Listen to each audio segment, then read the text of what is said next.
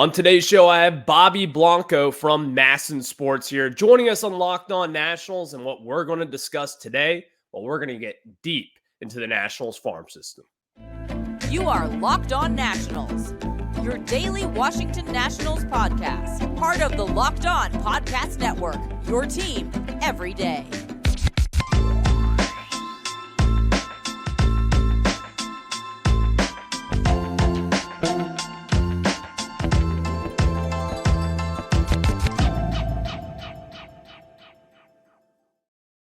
Today's episode is brought to you by Jase Medical. Empower yourself when you purchase a Jase case, providing you with a personal supply of 5 antibiotics that treat 50 plus infections. Get yours today at jasemedical.com. That's Jase medical.com. And thank you guys for making Locked On Nationals your first listen every single day, as we are free and available wherever you get your podcasts. And of course, find us wherever you get your pods. Just search Locked On Nationals. Make sure to subscribe over on YouTube, as that'll be your daily Nationals podcast content. But speaking of daily Nationals content, today's show, we are joined by Bobby Blanco from MassonSports.com. Bobby, how are you, my friend?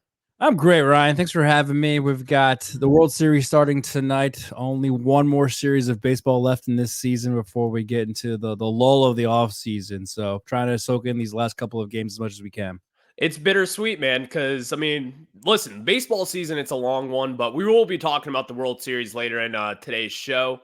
It's going to be an interesting matchup, though. Diamondbacks, Rangers, oh my God. But we'll discuss that matchup a little bit later on, and also get into one of the top prospects in the national system, but I do believe he's kind of overshadowed with really just the star power that the Nationals have in the outfield when you're talking about the minor leagues and the farm system and all the different prospects out there. And that is Cristhian Vaquero. We're going to discuss him a little bit later on, because he actually was nicknamed the Phenomenon back in his day down in the Dominican Republic and as well as Cuba. We'll discuss that later on. But Bobby, I wanted to bring you on today because, number one, it's a little bit later in October. We're still kind of debriefing about the 2023 national season. But also, with that said, you've been writing a lot about these Nationals prospects. You've kind of just been going daily, writing about different top prospects and really going deep on different guys. So I just kind of want your general thoughts just to begin here on the Nationals farm.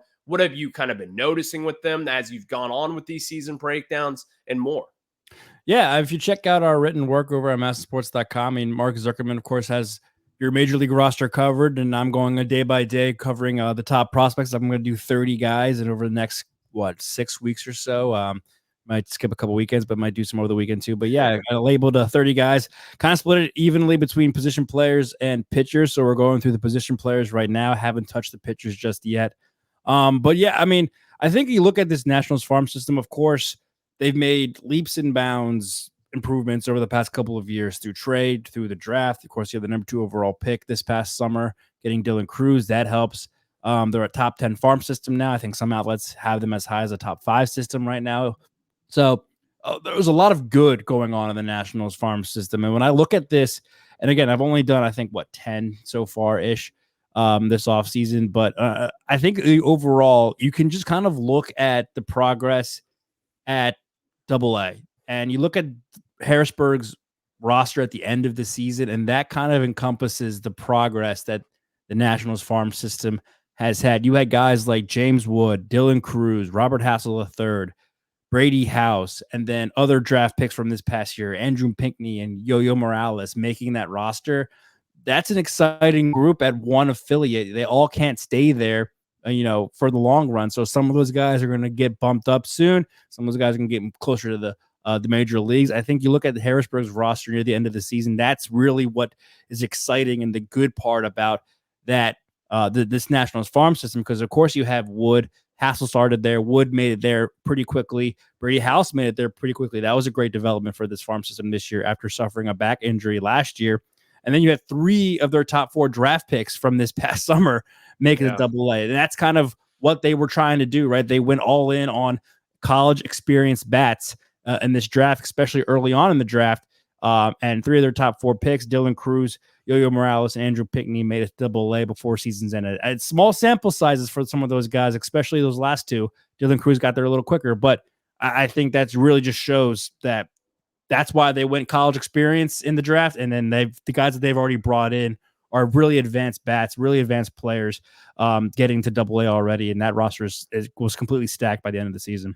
Yeah, and the approach the Nationals have kind of been taking over the last few years, like obviously you got Elijah Green, Brady House mixed in there, but taking Dylan Cruz and then Yo-Yo Morales in the second round of this past draft, like that kind of goes to show you what they kind of want. Obviously, Yo-Yo was the best player when they took him on the board there, so maybe that's just as simple as that. But you're taking two proven college bats in the 2023 draft. These are both guys. Dylan Cruz, nothing to be said. You know the name. You know what he's really going to do up in the majors. But Morales as well, he's got the power. He's got so many different tools. And the thing is, his slash line this year was so damn good. And he hit 0 home runs. This is someone who hit like 20 plus bombs down at the University of Miami. I mean, 20 home runs in college baseball is a ton, really, especially down in the ACC for Miami, a very good baseball school. But you mentioned someone with Brady House and kind of someone not really along the lines, actually, of the college scale there, but we saw him rise this year after kind of,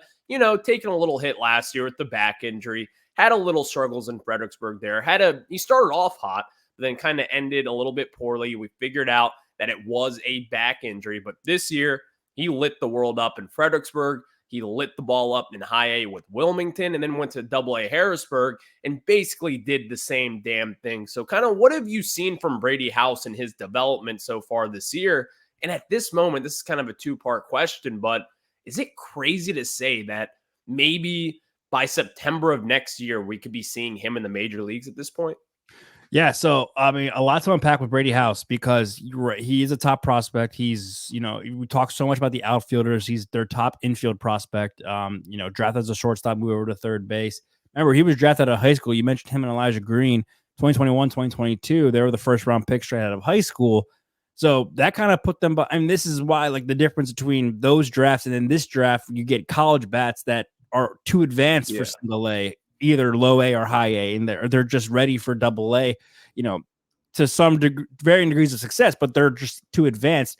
House and Green are going to take a little more time, and you see House get there, and he's still younger than those guys that the Nationals just drafted out of college. He's only going to be 20 years old at the start of next year. Some of those guys that they just got are 21, 22 already. So he's very young for double A, but I think the big thing that I saw from him was not only was he healthy, first and foremost, like we can finally, like there were so many concerns this time last year about Brady House because he didn't play a lot. When he did play, he didn't have a lot of success. He was striking out a lot, not a lot of homers.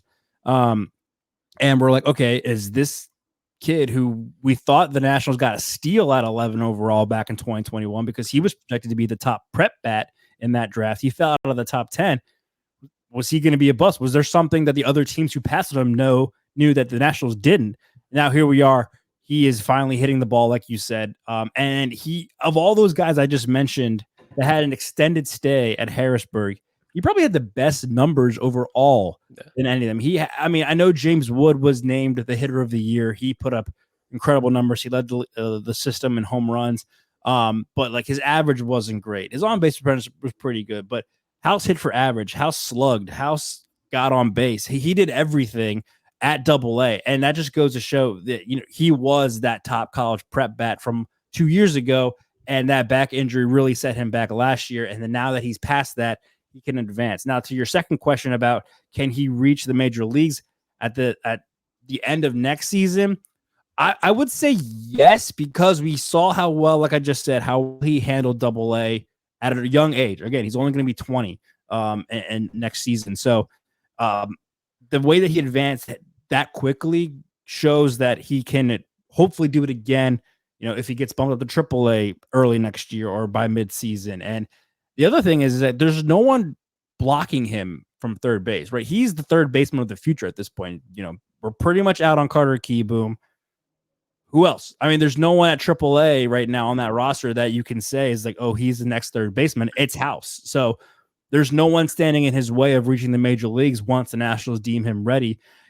Assuming Carter Keyboom is back, next year and they don't just completely cut those ties, he's not going to, if House is tearing it up on the minor league system, they're not going to keep him down there for the sake of Carter Kieboom getting more at bats in the major leagues, it's going to be Brady House.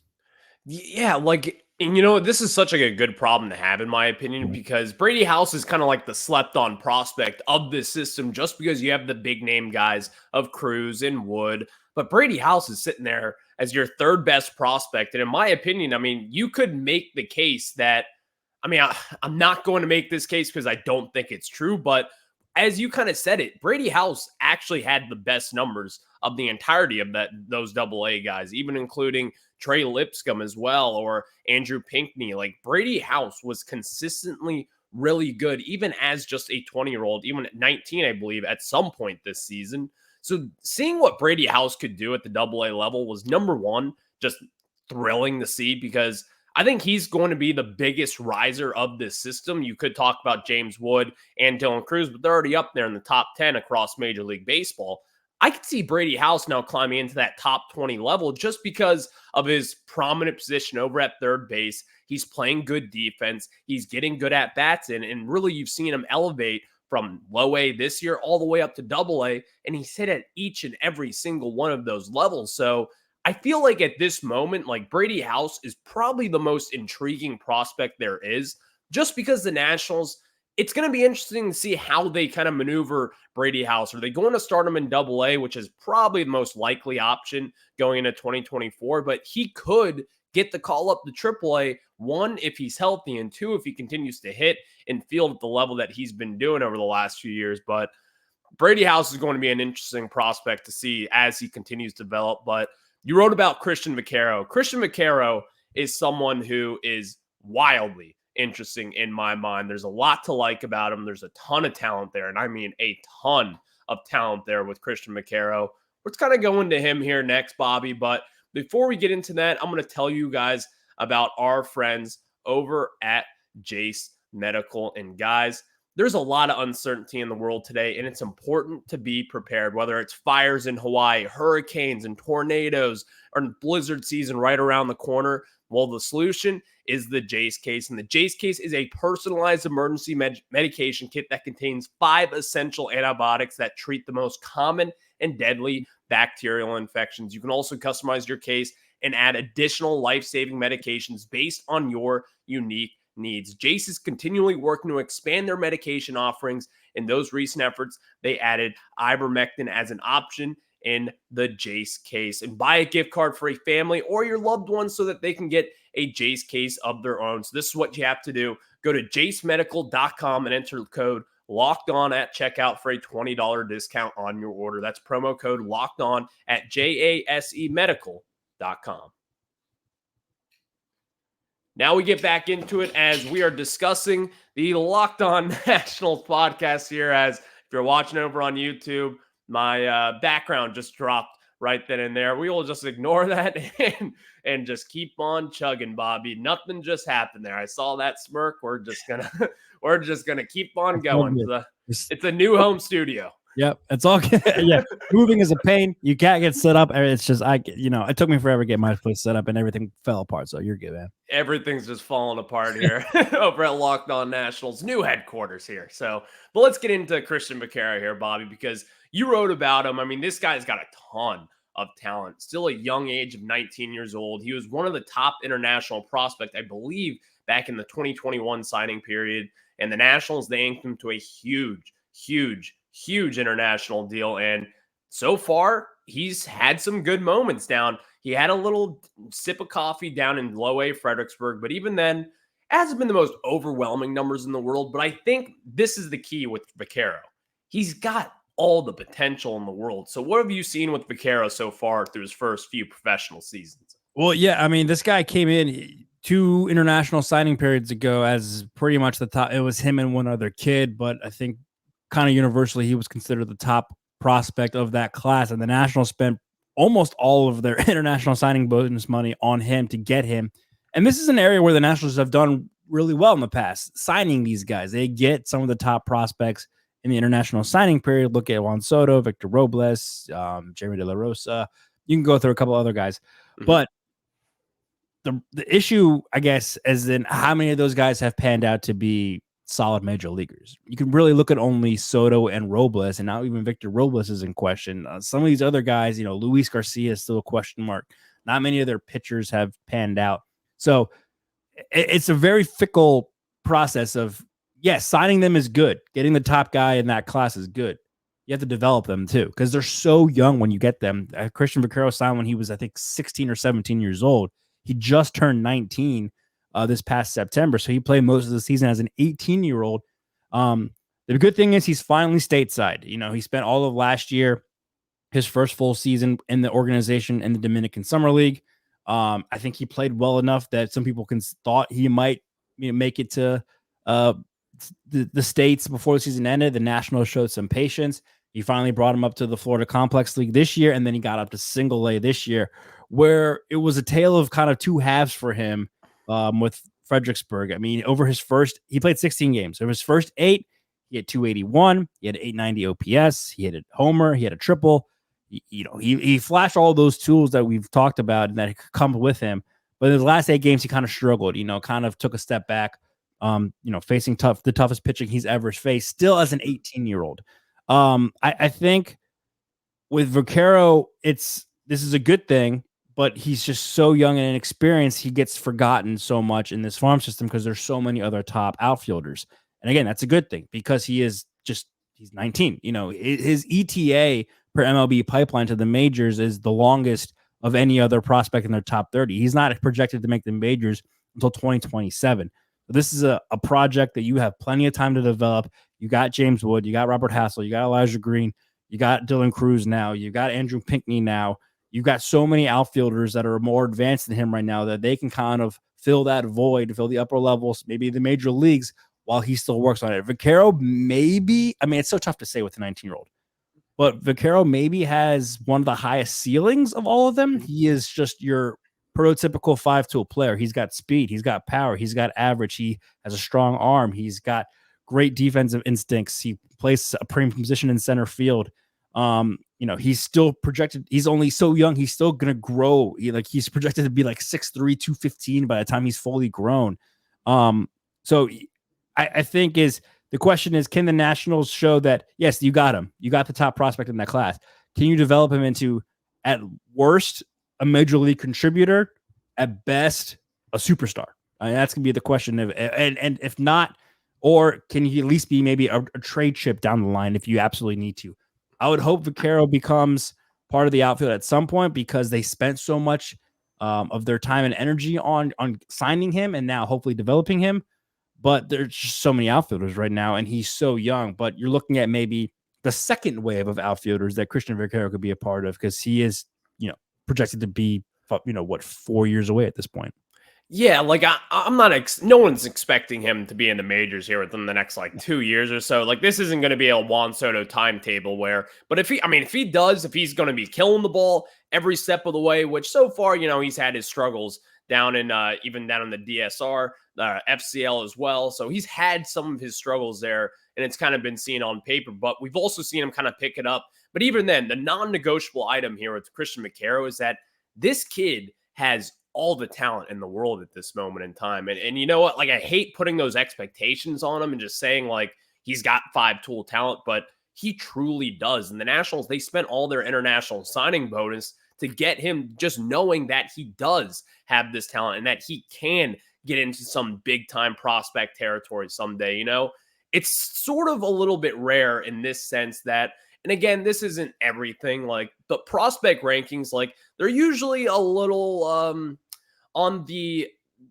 they're a little more conservative of putting younger international players really high up on their board. And Cristhian Vaquero has really been in the Nationals top 10 as soon as he was signed. And yeah, if you're a big time prospect like himself, you're going to find yourself make your way up there. But even then, I think that was kind of impressive from just the scouts and the people who do this for a living to kind of see what potential he does have and hopefully getting into the major leagues in a few years here. But Cristhian Vaquero, I just can't get over the fact that you kind of said it earlier, he may have the highest ceiling amongst any Nationals prospects and even over a Dylan Cruz. I think he's going to project to be a much better defender as well. We've heard people rave about his arm. We've heard people rave about his range. And also, he's a little speed demon on the base path there. He can hit. He also has some power in there as well. There's a lot of different tools to really like with Cristhian Vaquero here. And really, I think the only comparable ceiling with Vaquero in this system may be Elijah Green. And Elijah Green, he's got all the talent in the world as well. It's just we've seen him struggle a ton throughout this season down in Fredericksburg. But as far as Cristhian Vaquero goes, Bobby, like, would you say going into 2024, he's probably one of the most intriguing prospects to watch for this team, because he's going to be the guy that I'll be going out to Fredericksburg to see. I want to see what he's going to do. I'm going to be checking the box score every single night just because of the talent and what he could be down the line for this team. Yeah, I think if it depends what you're looking for. I think next year is going to be a very fun and interesting time for this farm system, because next year might be the year we're going to start seeing some of these guys get close and make the major league. So if you're looking for the near future for the Nationals, like you're focusing on your Cruzes, your Woods, your Houses, those kind of guys, Hassels. If you're looking for 2-3 years down the line, you're looking at Vaquero, and you're looking at, is this going to be the guy that can come up in 2026, 2027 and take this team over the top, or, be a rookie of the year type kind of candidate on an experienced team at that point. He's kind of that next wave. And yeah, you talked about how prospect rankings are so conservative. And, I know the Nationals farm system wasn't that great to begin with, but consider this, that when they signed Vaquero, he was immediately labeled as their number 5 overall prospect. It didn't have Wood, Hassel, Green. I think only Brady House was the only position player ranked higher than him in this farm system. So that was when he was 17, and he was already the number 5 prospect. And he's still in the top 10 after adding all of these guys over the past, couple of trade deadlines and drafts. So he's got all the potential in the world. His ceiling is sky high. Those 5 tools. He's just, if you're looking for the close future, maybe the next competitive team, he's probably not going to be on that, but he might be on the competitive team after that, and then after that, and then maybe, who knows what happens. But I think he is most interesting because he's the least talked about. I don't think he gets enough credit because we talk so much about the other guys that we've already, we just talked about so many guys. But Vaquero is guy has so much potential that he's kind of forgotten because he's so young and only just got to the United States. Yeah, he's the forgotten guy, and it's a good problem to have. Like, we got a ton of outfield prospects down in the national system. A lot of guys to be excited about, a lot of guys to cover for yourself and myself. We have to cover these guys, so it'll be a fun one going down the line. But Bobby, the World Series does start tonight, and I do want to kind of chat with you a little bit, get your thoughts on it. I think it's an interesting matchup, man, but I also kind of want to know what you kind of feel as if, we've seen all the headlines recently of people being like, oh, we needed the Philadelphia Phillies in the World Series or whatever it may be. So I kind of want to get your thoughts on how this World Series and really what it means for baseball in itself. But before we get into that, let me tell you guys about our good friends over at Ibotta. And guys, how does free Thanksgiving sound? This year, Ibotta is here to give you cash back and help make sure your Thanksgiving table is complete, because who wants turkey without the gravy? Starting November 1st for the 4th year in a row, Ibotta is giving 100% cash back on your Thanksgiving feast. Just add the offers in the app to redeem for everything you need to make your Thanksgiving feast complete. All you have to do is shop at your favorite retailers and upload your receipt. Ibotta gives you cash back on hundreds of grocery items, from produce to personal care to pantry goods, so you can make sure you're beating inflation no matter what you're purchasing. Download the Ibotta app now and use code MLB to get 100% cash back on your Thanksgiving dinner starting November 1st. Just go to the App Store or Google Play Store and download the free Ibotta app and use code MLB. That's IBOTTA in the Google Play or App Store and use code MLB. Thank you guys for making Locked On Nationals your first listen. We are joined by Bobby Blanco from NASNsports.com. You can check his work out over on X or Twitter, whatever you want to call it, and as well, NASNsports.com. Just visit there. But Bobby, the Diamondbacks and the Rangers are taking off in this World Series. Game 1 is tonight. It's going to be a really interesting series in my mind. You got Nathan Eovaldi, Zach Gallen tonight on the hill for the Diamondbacks. But even furthermore than that, there's kind of been a lot of talk because both these teams are, and especially the Diamondbacks, we're on the East Coast here. We didn't really watch those teams this much this year. You saw a little bit more of the Rangers, but for the Diamondbacks, I mean, this was a team that was not considered a good one. We saw them in Arizona, I believe, back in May, and I want to say we won that series as well. But not many people in the national spotlight really know too much about the Diamondbacks. But in my opinion, I'm just a big baseball fan.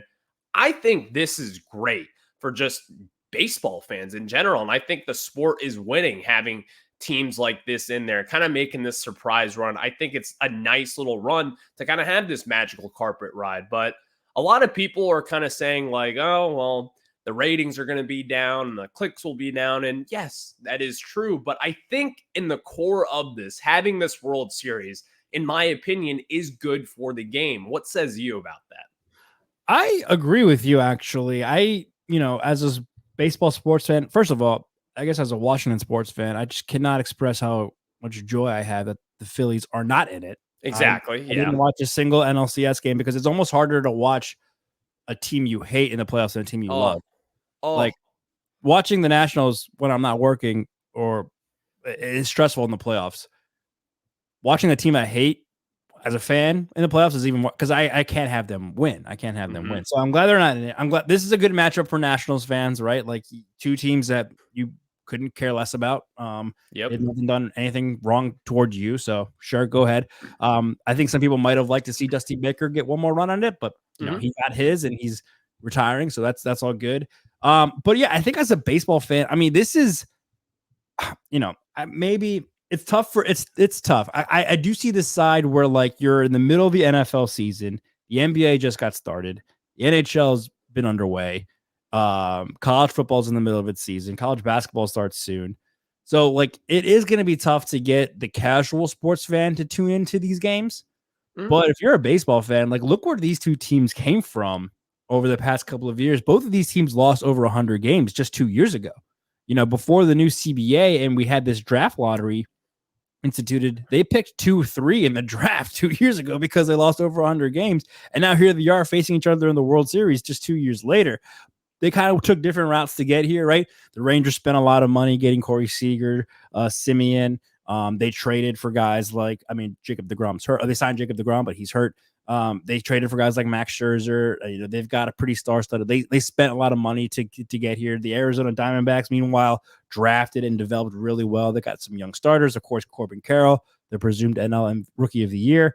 And then they also then took some of their prospect capital and went and made some deals at the deadline to improve their roster. And here they are in the World Series. So I think as a baseball fan, you can appreciate the way these two teams got here. And where they were just 2 years ago. Now they're in the World Series. Now, if you're the Nationals, you're thinking, okay, it's doable, right? Like these guys just did it. The Orioles won over 100 games after losing 110 games 2 years ago. Like quick turnarounds are possible and very, I wouldn't say easy, but very doable in this league if you do it the right way. So I think it's a good matchup for baseball fans. I do kind of understand the idea that it's going to be tough to get just your casual sports fan or casual baseball fan or not even a fan to watch. But that's just so far away in my mind. I just don't really care that much. I think the fact more that MLB is going to have over the last decade, 9 different winners in 10 seasons. Like only the Astros have won twice since 2024. So it's like, or 2014, excuse me. So it's like, that's parity right there. That's great for the sport. Yeah, I think that is kind of the root at it for me. Like having all these different winners each year, it's just kind of been like a crapshoot for quite some time now. And I think that is the best thing about the MLB playoffs is just like, you can talk about the wild card format. Is it fair? Is it not? That's a conversation for another day at this moment. But having this World Series is actually just, I love it. Like, you could make the case for the Rangers. Like, people were expecting them to be in it. They were really good all season long. They did kind of crumble in the second half. In particular, they kind of crumbled in the back half of August all the way through September. But still, this is going to be a fun World Series. But also, I did want to push back on one little thing that you did say about the Rangers.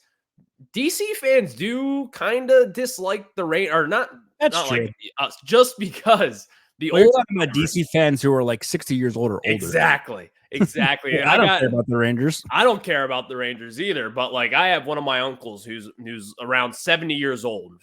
He's an old guy and he remembers the Senators and he hates them because they left here in DC. So, but also I know people who still like them. I've seen people comment in the YouTube section as well, being like, "Oh, I'm rooting for the Rangers. Like, go Rangers." And I'm like, "Oh, that's great. Like, they were here as the Senators, and that's go for it." I don't really care all too much about that, but fans. I don't know too much about either of these situations, but it's like Ravens fans hating the Browns or the Colts. Yeah. It's like you've won 2 Super Bowls since. Like, get over it. Like, exactly, get over it. Yeah. Nationals have won a World Series, the Rangers have not. Get over it. Yeah, exactly. It comes down to that, in my opinion, as well. Like, hey, we won a World Series. The Rangers still have not, or the Senators back from your team, whatever you want to call it. Right. They haven't won a World Series. We have. You've gotten what you wanted, and they haven't. So I'll take that from here on out. But real quick, on our way out, Bobby, I got the Diamondbacks in 7 games. Who do you have? I think this Texas team has been on fire. Look, I mean, both of these teams have been essentially playing playoff games since mid-September, right? Like they were both trying to get in at the last minute. I watched in person what the Texas Rangers did to the Orioles. Like, I think playoff experience goes a long way, especially in the baseball playoffs. So, Corey Seager has an NLCS and World Series MVP under his belt. Simeons have been there before. Max Scherzer, I know he hasn't pitched well before, but you never know what you're going to get from him under a big spotlight. And you got Bruce Bochy. I mean, the guy I think he's literally undefeated in the World Series. I hope this is not a boring series. I mean, I know Texas kind of let Houston back in and almost lost it, but Texas have been a machine this entire postseason run. And Arizona has had to scratch and claw its way to this title. I hope that Arizona puts up a decent fight, but I think I'm going to take the Rangers in 6.